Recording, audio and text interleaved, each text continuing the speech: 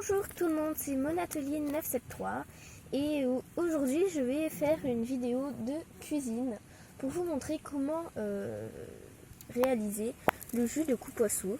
Donc le coupoissou, c'est un fruit comme ça qui se trouve sur un arbre comme ceci, qui est donc dans mon jardin.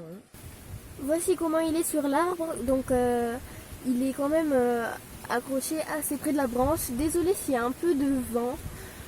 Voilà. Et pour savoir s'ils sont mûrs, là il est sur la branche. Du coup, ça veut dire qu'il n'est pas mûr. S'il est mûr, il tombe et il se retrouve sur le sol.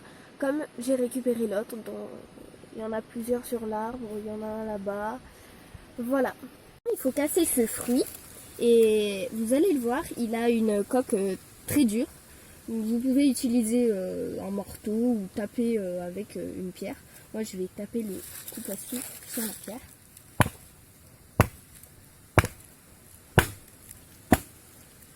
Voilà ce que ça donne. Il faut continuer afin d'enlever totalement la coque. Voilà, là j'ai réussi à enlever un bon morceau. On peut voir c'est blanc, hein, et ça a une forme un peu de cervelle. Je vais totalement l'enlever et le mettre sur un plateau. Là, vous pouvez voir que la coque est assez épaisse, donc j'ai pas exagéré quand j'ai tapé, quoi. Et là, ça donne ça. Vous voyez, il y a une sorte de petite poussière. Désolée les poules. Poussière marron. Il faut éviter de le mettre sur le coupoissou parce que sinon après c'est pas très agréable. Et maintenant, le travail le plus difficile est de enlever la chair car il y a plein de petits noyaux à l'intérieur. Voilà. C'est mou. Faut l'enlever. Et ça se sépare comme ça. C'est assez gluant la texture, c'est pas très agréable. Il faut enlever ces petites... bon, je sais pas comment ça s'appelle, ces petites veines quoi. Faut les enlever parce que sinon dans le jus ça reste et c'est pas agréable. Ça va vous munir d'un petit ciseau. Donc la technique c'est que vous appuyez bien vos deux doigts sur le noyau et on coupe la chair.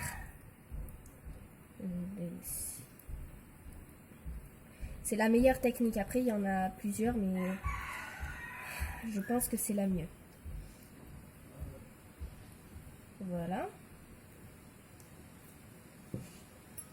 Voici à quoi ressemble le noyau. Vous pouvez le replanter, le faire germer. Et pour replanter des herbes. Et il faut faire ça avec toutes les petites graines. Donc c'est du boulot. Surtout qu'on en a plein. Alors, je dis qu'on en a plein, c'est pas une blague. Hein. C'est mieux d'être plusieurs pour le faire si vous voulez pas y passer la journée. Bon, c'est parti.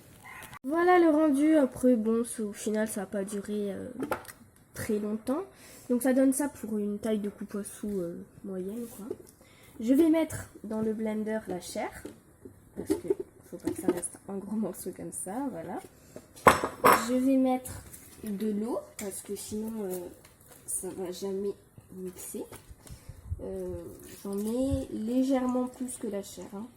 Voilà, là, je pense que c'est bon. Je mets dessus. Ah non, c'est dans l'autre sens.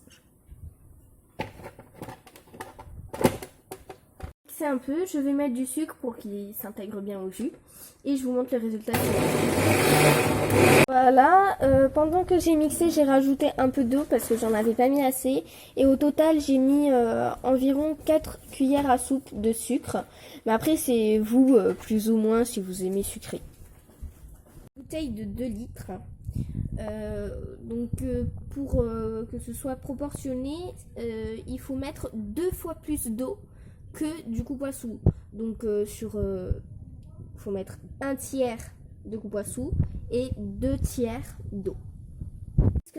Ce que ça donne, j'ai mis 2 fois plus d'eau que de coupoissou. Je vais goûter et voir s'il faut rajuster au niveau du sucre. Après l'ajustement, j'ai rajouté une petite cuillère à soupe de sucre. Mais voici le rendu. La texture est très bonne. Ça vous fait environ 2 litres de jus. Et il reste légèrement de pulpe. Si vous en avez en masse, vous pouvez faire la pulpe, pas forcément le mixer directement, juste couper la chair et le mettre au congélateur, ça se conserve très bien.